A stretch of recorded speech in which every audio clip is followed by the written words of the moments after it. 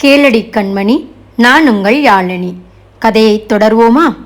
பணம் இல்லாமலோ பொறுப்பேற்று செய்ய ஆட்கள் துணை இல்லாமலோ தர்மராஜனுடைய குடும்பத்தார் கஷ்டப்பட்டு விடக்கூடாது என்பதற்காகவே தன் நிறுவனத்து நிர்வாகியோர் அசோக் அவர்களை அங்கே அனுப்பி வைத்தான். ஏற்கனவே அவனது நிதி நிறுவனத்திடம் சொத்துக்களை தர்மராஜன் ஈடுகாட்டியிருந்ததால் அசோக்குடைய நிர்வாகி பொறுப்பேற்று செய்வதற்கு தடையேதும் இல்லாமல் இருந்தது. அசோக்கின் உத்தரவுப்படி குடும்பத்தில் அனாவசிய தலையிடல்கள் இல்லாமல் தேவை கேட்டு அவரும் வேண்டியதை செய்தார். ஆனால் அதுவே பக்க விளைவு ஒன்றையும் ஏற்படுத்தியது. தர்மராஜனுக்கும் அசோக்குக்கும் இருந்த மன இணக்கம் வேறு யாருக்கும் தெரியாது. வெறும் பத்திரங்களையும் சட்ட நுணுக்கங்களையும் மட்டும் அறிந்திருந்த தர்மா நிறுவனத்து வக்கீலும் ஆடிட்டரும் தங்களுக்கு தெரிந்ததை வீட்டில் வந்து சொல்லி வீதியை கிளப்பி விட்டனர். அவர்களும் அன்றைய நிலைமையை வீட்டு பெண்கள் அறிந்து வருங்காலத்துக்கு தங்களை தயார்படுத்தி கொள்ளட்டும் என்ற நல்ல எண்ணத்தில்தான் சொன்னார்கள். ஆனால் சொத்தெல்லாம் அசோக்கின் நிதி நிறுவனத்திற்கு சொந்தமாகிவிடும், எல்லாவற்றையும் அவனிடம் ஒப்படைத்துவிட்டு வெளியேற நேரும் என்றதோடு அப்படி ஒப்படைக்கப்பட வேண்டிய சொத்துக்களில் அவர்கள் வாழும் வீடும் அடக்கம் என்றதும் பத்மா பதறி நிலை குலைந்து போனாள். அவளுடைய கணவன் அருவமாக வாழும் இந்த வீட்டை விட்டு வெளியேறுவதா? இந்த வீட்டை விட்டு வெளியே நான் போக மாட்டேன், அப்படி போனால் நான் செத்துப்போவேன், செத்துதான் போவேன் என்று மகளையும் நாத்தனாரையும் கட்டிக்கொண்டு கதறி அழுதாள். அவளது ஓயாத கதறலில் மருத்துவர் வந்து அவளை அமைதிப்படுத்த மருந்து கொடுக்க வேண்டியதாயிற்று. அப்போதும் விக்கலும் புலம்பலும் நின்றதை தவிர கணவன் படத்தை பார்த்தபடி கிடந்து கண்ணீர் விடுவது நிற்கவில்லை. மருந்தின் வேகத்தில் உறங்கிய போதும் தாயின் கண்ணீர் கரைப்படிந்த முகத்தையும் சிறு விசும்பல்களில் அவளது மெல்லிய மேனி குலுங்குவதையும் பார்த்து கொண்டு நின்ற பிரியாவிற்கு திடீரென தான் மிகவும் பெரியவள் ஆகிவிட்டது போல தோன்றியது. தாயை விடவும் பெரியவளாக. தந்தையை அவள் சரியாக அறிந்தது இல்லை. எனவே அவரது இளைப்பையும் பிரியா உணர்ந்தது இல்லை. தாயின் சற்றே விசித்திரமான போக்கும் அந்த வயதில் இருந்தே பழகிவிட்டதால் அதுவும் அவளை பெரிதாக பாதித்தது இல்லை. அம்மா இப்படித்தான் என்று சாதாரணமாகவே எடுத்துக்கொண்டாள். அத்தோடு தாய் தந்தை இருவரின் பாசத்தை காட்டி பேணி வளர்க்கத்தான் தாத்தா இருந்தாரே, அவள் ஒன்று கேட்டு கிடைக்காமல் போனதில்லை. அவரது பாசத்தை அவள் மீறியதும் கிடையாது. சுரேஷை திருமணம் செய்து கொள்ள சொன்னபோதும் அப்படித்தான் சரி என்றாள். அவனுடைய குடும்பமே உருகி வழிந்தபோது நன்றாகத்தான் இருந்தது. அது பொய்த்த போன போதுதான் ஆத்திரமுற்று முதல் முறையாக அவளே முடிவெடுத்து தாத்தாவிடம் விட்டுவிடச் சொன்னாள். ஆனால் உள்ளூர கலவரமாகவும் இருந்தது. இவன்தான் மணமகன் என்று வெளியே செய்தி பரவிவிட்டதால் மற்றவர் முகத்தை பார்க்க கூச்சமாக இருந்தது. நொந்து போயிருந்த தாத்தாவின் முகம் மனதில் இருந்ததை அவரிடமும் கொட்ட முடியாமல் செய்து மூச்சு முட்டி போயிற்று. அப்போதுதான் முதல் முறையாக தாயிடம் எதையும் மனமிட்டு பேச முடியவில்லையே என்று பிரியா தவித்து போனது. தேவகியும் ஒரு தாயைப் போல உணவு உடை எல்லாம் பார்க்கிறவள்தான்.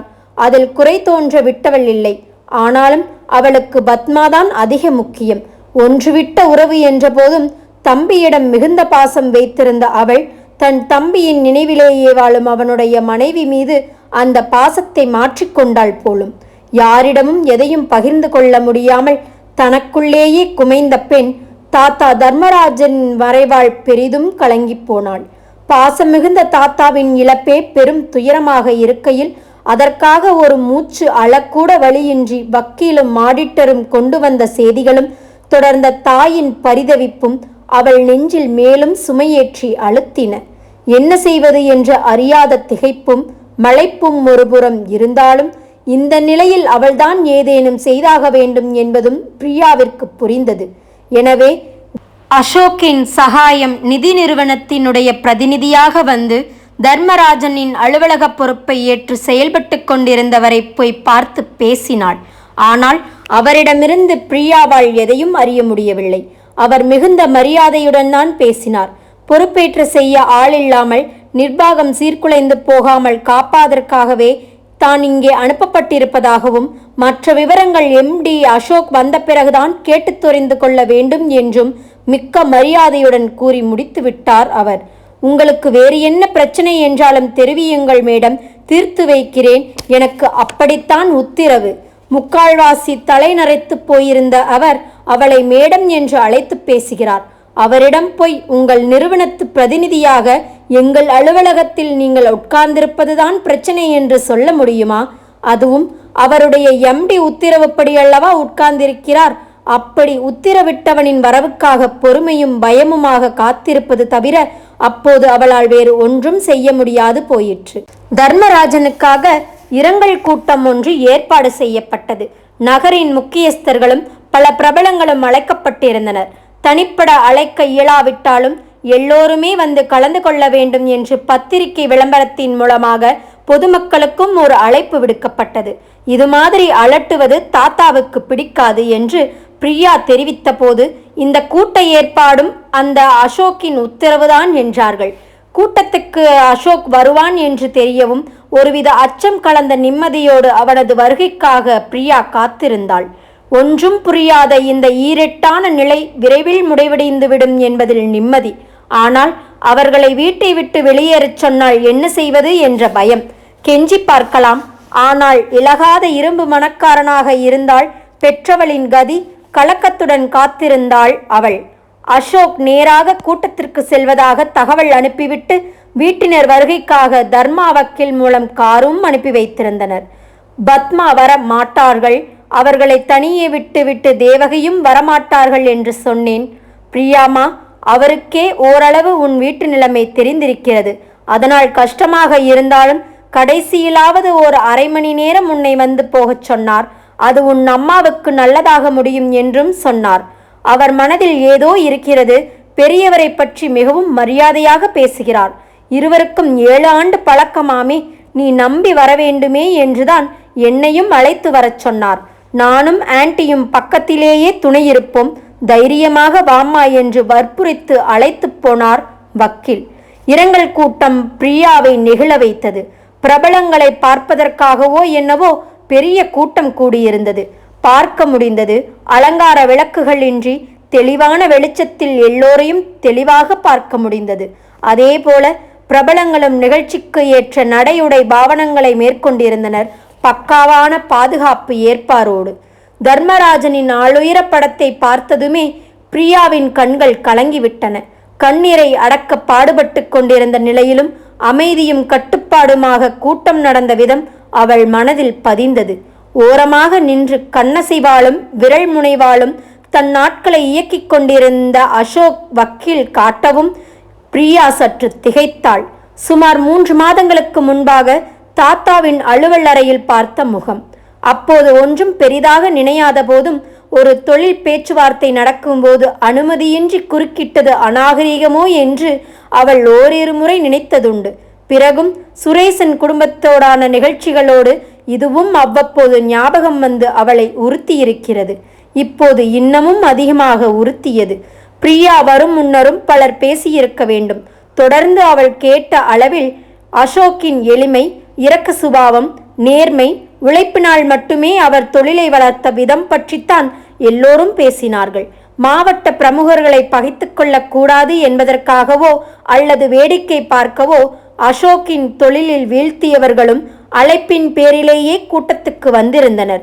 பாரபட்சமின்றி அவர்களும் 2 நிமிஷம் பேசும்படி மேடைக்கு அழைக்கப்பட்டனர். இரங்கல் கூட்ட மேடையில் நின்று கொண்டு இழிவாக பேச முடியும், பட்டும் படாமலும் என்றாலும் பாராட்டத்தான் வேண்டியிருந்தது.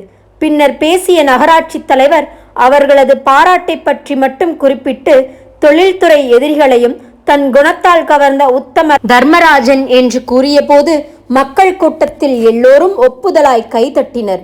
கூட்டம் முடிகிற தருவாயில் பிரபல நடிகர் எழுந்து, இப்படிப்பட்ட நல்ல மனிதர் தொடங்கிய தொழிலை அழிய விடுவது மாபெரும் பாவம், குற்றம்.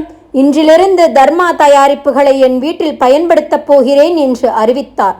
நாங்களும் என்றது கூட்டம். கடைசியாக 2 வரி நன்றியுரை கூறுமாறு பிரியாவை அழைத்தார்கள். தாத்தாவிடம் அன்பு உள்ளவர்கள் இவ்வளவு பேர் இருக்கிறார்கள் என்பதே ஆறுதலாக இருக்கிறது என்றவளுக்கு தன்னை மீறி குரல் தழுதழுத்து நடுங்கிவிட வந்திருந்த அனைவரும் உருகிப் போயினர். போதும்மா வா என்று வக்கீலும் அவருடைய மனைவியும் அவளை அழைத்துச் சென்று காரில் உட்கார வைத்த பிறகே பிரியாவுக்கு அசோக்கின் நினைவு வந்தது. அங்கிள், நான் மிஸ்டர் அசோக்கை சந்தித்து பேச வேண்டுமே என்று காரிலிருந்து இறங்க முற்பட்டாள். சந்திக்கலாம் பிரியாமா, நாளைக்கு அவரே உன் வீட்டுக்கு வருவதாக சொல்லியிருக்கிறார். இப்போது இந்த பிரபலங்களை எல்லாம் பார்த்து பேசி அவரவர் இடத்துக்கு அனுப்பி வைக்கவே அவருக்கு நேரம் சரியாக இருக்கும். வா, உன்னை விட்டுவிட்டு நாங்கள் எங்கள் வீட்டுக்கு போகிறோம். இதுவும் அசோக்கின் ஏற்பாடுதான் என்று அவரும் அவருடைய மனைவியும் காரில் ஏறிக்கொள்ள கார் கிளம்பியது. செல்லும்போது, ஆனாலும் அசோக் கெட்டிக்காரர் பிரியா, கூட்டத்தை என்ன மாதிரி நடத்திவிட்டார். நீ வேண்டுமானாலும் பார் பிரியா, குறைந்தது இன்னும் 2 வருஷத்துக்கேனும் நம் தர்மாவை யாரும் அசைக்கவே முடியாது என்று வக்கீல் பெருமையாக பேசவும் பிரியாவுக்கு சுரீல் என்றது. ஆக இது தர்மா தயாரிப்புகளின் விற்பனையை பெருக்குவதற்கான கூட்டமே தவிர தாத்தாவுக்கான இரங்கல் கூட்டம் அல்ல. தர்மா இப்போது அந்த அசோக்கின் பொறுப்பில் இருப்பதால் இறந்தவர் பெயரை சொல்லி அவன் தன் தொழிலை பெருக்கிக் கொண்டான். என்ன ஈரமற்ற கல் நெஞ்சம்! இவனிடம் கெஞ்சி கூத்தாடி வீட்டை விட்டுத்தர வைக்கலாம் என்று எண்ணியது எவ்வளவு பெரிய மடத்தனம்! மனம் சோர்ந்து போனாள் பிரியா. மறுநாள் விழித்து எழுந்ததிலிருந்தே பிரியாவிற்கு கலக்கம்தான். காரணம், அந்த அசோக் வீட்டுக்கே வந்து பேசுவதாக சொல்லி இருக்கிறான். பேசுவதென்ன, வீட்டை காலி பண்ணி தருமாறு கூறப்போகிறான். இதை எப்படி தடுப்பது என்று யோசிக்கும் போதுதான் தடுப்பதற்கு ஒரு வழியும் இல்லை என்று அவளுக்கு நன்கு புரிந்தது. சட்டம் அவளுக்கு ஆதரவாக இல்லை என்பதோடு தாத்தாவுக்கு அவ்வளவு பணத்தை கொடுத்திருப்பவனிடம் எல்லாவற்றையும் சும்மா விட்டுவிட்டு போய்விடு என்று அவளும் தான் எப்படி சொல்லுவாள்? அதுவும் நியாயமாக இல்லையே. நியாயத்தை பார்த்தால் அவளுடைய தாய் செத்துவிடுவேன் என்று அவள் சொல்வதை வெறும் பேச்சு என்று அலட்சியம் செய்வதற்கில்லை. அவனை முதலில் பார்த்து சொல்லிவிட வேண்டும் என்று தோட்டத்திலேயே நின்றபடி வேலை செய்து கடனுக்கு வட்டி ஏனும் கட்டுகிறேன், அதை வாடகையாக எடுத்துக்கொண்டு இந்த வீட்டில் எங்களை வாழவிடுங்கள் என்று வார்த்தைகளை மனதுக்குள் உருப்போட்டாள். ஆனால் சொன்ன நேரத்தில் அவனது கார் வழுக்கிக் கொண்டு வந்து நிற்க, அதிலிருந்து இலகுவாக இறங்கி வந்தவனை திகிலோடு பார்க்கையில் உருப்போட்டதெல்லாம் மறந்து போயிற்று. ஓடிப்போய் வழிமறித்து, எங்களை வெளியேற்றி விடுவீர்களா? அம்மை உயிரை விட்டு விடுவார்களே என்றாள் கண்ணீருடன். அப்படியாகாது, ஆனால் நான் உன் அம்மாவுடன் தனியே பேச வேண்டும், நீ இங்கேயே இரு என்று மென்குரலில் அவளிடம் கூறிவிட்டு பின்னே திரும்பி பார்த்தான் அசோக். பிறகுதான் வக்கீலும் அவனோடு வந்திருப்பதை பிரியா கவனித்தாள். உள்ளே வாருங்கள் சார், கிழக்கு பக்க வராந்தாவில்தான் பெரும்பாலும் அவர்கள் உட்கார்ந்திருப்பார்கள். தேவகி அம்மாவிடமும் சொல்லி இருக்கிறேன், வாருங்கள் என்று வழிகாட்டி சென்றார் அவர். இந்த வக்கீல் அங்கிள் என்ன கட்சி மாறிவிட்டாரா? பசையுள்ள இடத்தை கண்டதும் பழைய விசுவாசம் போய்விடும் போலும். வக்கீலை முன்னே செல்லவிட்டு அவள் புறம் திரும்பினான் அசோக். ஒரு கையால் அவள் தலையை வருடி கவலைப்படாதே என்று விட்டு போனான். யாரவன்? என் தலையை அவன் எப்படி வருடலாம்? இந்த கேள்விகள் மனதுள் எழுந்தாலும் அவற்றை கேட்பதற்கான சூடு உள்ளே ஏனோ எழவில்லை. அத்தோடு அவனது வருடலில் என்னமோ இருந்து அவளது நெஞ்சை அழுத்தி கொண்டிருந்த ஒரு சுமை தானாக மறைவதை மட்டுமே பிரியா உணர்ந்தாள். சற்று நேரத்திலேயே வக்கீலை வீட்டு பெண்மணிகளுடன் பேச விட்டுவிட்டு அசோக் பிரியாவை நாடி வந்தான். தோட்டத்தில் அமைக்கப்பட்டிருந்த சிமெண்ட் பெஞ்ச் ஒன்றில் அவளை அமரச் செய்து தானும் அமர்ந்து, உன் தாயாரின் அனுமதியோடு இப்போது உன்னிடம் பேச வந்திருக்கிறேன் என்று புன்னகை செய்தான். அவளது கண்களில் கலவரம் எட்டி பார்க்கவும், நான் தான் கவலைப்பட வேண்டாம் என்று சொல்லியிருக்கிறேனே, அதை மாற விடுவேனா என்று தனிந்த குரலில் சிறு கண்டிப்புடன் கேட்டான் அவன். சற்றே இறுக்கம் தளர, நிலைமை அப்படி என்று முறுவலிக்க முயன்றாள் அவள். நிலைமை எனக்கும் அப்படித்தான் என்றான் அவன். அவள் கேள்வியாய் நோக்கவும், சுற்று வளைப்பானேன் பிரியா, விஷயத்தை நேரடியாகவே சொல்லிவிடுகிறேன். உன் தாத்தாவும் நானும் இது பற்றி பேசியிருக்கிறோம். அவருக்கு மிகுந்த விருப்பம், உன் தாயாருக்கும் சம்மதமே. ஆனால் இதில் முடிவு சொல்ல வேண்டியவள் நீதான். நான் உன்னை மணந்து கொள்ள விரும்புகிறேன். உன் அபிப்பிராயம் என்ன என்று சொல்கிறாயா என்று நிறுத்தாமல் மடமடவென்று கேட்டு முடித்தான் அசோக். பிரமித்து போனாள் பிரியா. சில வினாடிகள் பொறுத்திருந்துவிட்டு அவள் கையை தொட்டு அசைத்து பிரியா என்றான். திடுக்கிட்டார் போல நிமிர்ந்தாள் அவள். அவனது பேச்சு நினைவு வர, நான் வீடு பற்றி அதை பற்றி சொல்ல போகிறீர்கள் என்று நினைத்தேன் என்று ஒருவாறு தன் திகைப்புக்கு விளக்கம் சொன்னாள் அவள். உடனேயே ஏதோ தோன்ற, அப்படியானால் அம்மா இந்த வீட்டிலேயே இருக்கலாமா? அதைத்தான் என்றவளின் பேச்சை இல்லை என்று தலையசைத்து தடுத்து நிறுத்தினான் அசோக். அதற்கும் இதற்கும் ஒரு தொடர்பும் இல்லை பிரியா. உன் தாயார் எப்போதும் இந்த வீட்டிலேயே இருக்கலாம். அது உன் தாத்தாவிடம் எனக்குள்ள மரியாதையாக செய்வது. எனவே அதற்காக நீ என்னை மணந்து கொள்கிற தியாகத்தை செய்ய வேண்டிய கட்டாயம் இல்லை என்றான் அவன் கேலி போல. கேலிதானா? தலை சரித்து அவனை நோக்கியவள் அவனிடம் வேறு வினவினாள். உங்களுக்கும் தாத்தாவுக்கும் பல ஆண்டுகள் பழக்கம் என்று வக்கீல் அங்கிள் சொன்னாரே. 7 ஆண்டுகள். அன்றைக்கு தவிர நீங்கள் இங்கே வந்ததே இல்லையே. கூண்டில் ஏற்றாத குறுக்கு விசாரணையா என்று உள்ளூர சிரிப்பு வந்த போதும் இந்த கேள்விக்கான முழுமையான பதிலை கூற அசோக் தயங்கினான். ஒரு பெண், அதிலும் உலகம் அறியாதவள், இதை எப்படி எடுத்துக்கொள்வாள்? 7 ஆண்டுகளுக்கு முன் ஒரு முக்கியமான தருணத்தில் தர்மராஜன் சார் எனக்கு மிகச்சிறந்த ஆலோசனை ஒன்றை வழங்கினார். அதன் பலனாகத்தான் அவருக்கே உதவி செய்யும் அளவுக்கு என்னால் வளர முடிந்தது என்று உண்மையை கிட்டத்தட்ட தொட்டதான ஒரு பதிலை கூறினான் அவன். கூறிவிட்டு இன்னும் ஏதாவது தெரிய வேண்டுமா என்று ஒரு முறுவலுடன் வினவினான். அசோக் எதையும் தெளிவாக சொல்லிவிடவில்லைதான். ஆனால் கேட்டு அறிவதற்கு எதுவும் இல்லாதது போலவே அவளுக்கு தோன்றியது. இல்லை என்று தலையசைக்கப் போன அவளது முகம் சட்டென இறுகியது. நேற்று அந்த இரங்கல் கூட்டம் அது உண்மையில் தர்மா பொருட்களின் விற்பனையை பெருக்குவதற்காக கூட்டப்பட்டதுதானே என்று கண்டிப்பான குரலில் கேட்டாள் அவள். ஏதாவது பொய்க்கதை சொல்லி ஏய்க்க முயற்சிக்க வேண்டாம் என்று எச்சரிக்கும் குரலும் கூட. ஆனால் அப்படிப்பட்ட முயற்சி ஏதும் செய்யாமல் ஆமாம் என்று அசோக் ஒத்துக்கொள்ளவும் பிரியா திகைத்து வெளித்தாள். என்ன சொல்லுகிறீர்கள்? ஓர் இரங்கல் கூட்டம், இறந்து போனவருக்கு மரியாதை தெரிவிப்பது, அதை உங்கள் வருமானத்தை அதிகரிப்பதற்காக நடத்துவது தப்பு இல்லையா என்று ஆத்திரத்துடன் கேட்டாள் அவள். அவளுக்கு நேராக நன்றாக திரும்பி அமர்ந்து கொண்டு அவன் பதில் சொன்னான். மேலெழுந்த வாரியாக பார்க்கும்போது தப்புதான் பிரியா. ஆனால் இங்கே நாம் பல விஷயங்களை பார்க்க வேண்டியிருக்கிறது. முதலாவது, உன் தாத்தாவின் கடின உழைப்பு. ஃப்ரம் த ஸ்கிராச்சஸ் என்று ஆங்கிலத்தில் சொல்லுவார்கள். அதுபோல அடிமட்டத்திலிருந்து கடுமையாக உழைத்ததுதான் தர்மராஜன் சார். அவரது நிறுவனத்தை உயர்த்த நிலைக்கு கொண்டு வந்தார். அந்த நிறுவனத்தை அழிய விடுவது தப்பில்லையா? அடுத்து, தர்மா நிறுவனம் கவனிப்பு இன்றியோ தொழிலாளர் தகராறிலோ உழைப்பு குறைவாலோ நாசமடையவில்லை. சில பொல்லாத சதிகாரர்களின் பொய் பிரச்சாரத்தினால்தான் இந்த ஈன நிலையை அடைந்துள்ளது. ஒரு பொய்யை 10 தடவை பலமாக சொல்லி மெய்யாக்க விடுகிற கூட்டம் அது. அவர்கள் வாய் மூலமாகவே மாற்றி பேசினாலன்றி அந்த பொய்யை உடைப்பது எளிதல்ல. அதற்கு இந்த இரங்கல் கூட்ட மேடை தவிர பொருத்தமான களம் வேறு என்ன இருக்கிறது சொல்லு என்று தங்கு தடையின்றி தெளிவாக பேசியவன் சற்றே தயங்கிவிட்டு மீண்டும் தொடங்கினான். தர்மாவின் விற்பனையை பெருக்கியதாக வேண்டும் என்பதற்கு இன்னொரு காரணமும் இருக்கிறது பிரியா. பொருளாதார நெருக்கடியை சமாளிப்பதற்காகத்தான் தர்மராஜன் சாருக்கு பணம் கொடுத்தேனே தவிர இந்த தொழிலை கைப்பற்றும் ஆசை எனக்கு கொஞ்சமும் கிடையாது. சாரால் மீள முடியாது போகும் என்றோ அந்த தோல்வி அவரது உயிரையே பழி கொண்டு விடும் என்றோ நான் எதிர்பார்க்கவில்லை. கடைசி சில நாட்களுக்கு முன்பாக உன் தாத்தா என்னோடு பேசினார். ஏற்கனவே அவருடைய குடும்பம் பற்றி அறிந்திருந்ததால் அவரது விருப்பம் என்ன என்று என்னால் புரிந்து கொள்ள முடிந்தது. உன்னை திருமணம் செய்வது பற்றி அவர் நேராகவே பேசினார். தொழிற்சாலையையும் அலுவலகத்தையும் மூடிவிட்டு உன் தாயாருக்கு வீட்டை கொடுத்து மாதாமாதம் செலவுக்கு பணம் அனுப்ப என்னால் முடியும். ஆனால் வீட்டு செலவுக்கு மருமகனிடம் கையேந்துவது போல உன் அம்மா எண்ணிவிட்டால், அவர்களாக அப்படி எண்ணாவிட்டாலும் குத்தி குதிர யாராவது வருவார்கள் தானே. குடும்ப நிறுவனத்தை சீராக்கி அதை கவனிக்க 2 பேரை போட்டு அந்த வருமானமே அவர்களுக்கு கிடைக்குமாறு செய்துவிட்டால் இந்த பிரச்சனை எழாதல்லவா? இரங்கல் கூட்டம் நடத்தியதற்கு இதுவும் ஒரு காரணம் என்று முடித்தான் அசோக். சற்று நேரம் அங்கே அமைதி நிலவியது. மீண்டும் அசோக்கே பேசினான். என் விருப்பத்தை தெரிவித்து விட்டேன். நான் நாளை மாலை கிளம்ப வேண்டும்.